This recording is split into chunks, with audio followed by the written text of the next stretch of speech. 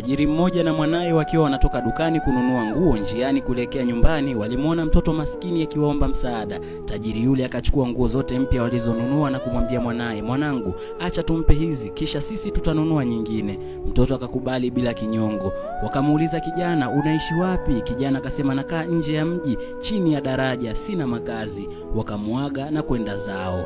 Baada ya wiki moja tajiri alienda chini ya daraja na kumpa kijana nguo nyingi zaidi na midoli. Na kijana alipouliza, "Mbona unanipa vitu vyote hivi?" Tajiri akamwambia, "Mwanangu amefariki dunia kwa sababu alikuwa anaumwa kansa na hakuwa na muda mrefu wa kuishi. Ingawa nilimpa kila alichokitaka. Hivyo ingawa wewe ni maskini, lakini una bahati kubwa ya kuwa na uhai, kitu ambacho pesa haiwezi kununua. Yawezekana ulimuonea wivu kijana wangu kwa maisha alionayo, lakini haukujua shida zake za kiafya. Tafadhali pokea vitu vyake hivi, kwa maana yeye hayupo tena." Wakati mwingine thamini zaidi baadhi ya vitu ambavyo pesa haiwezi kukupa. Mimi naitwa Makaveli.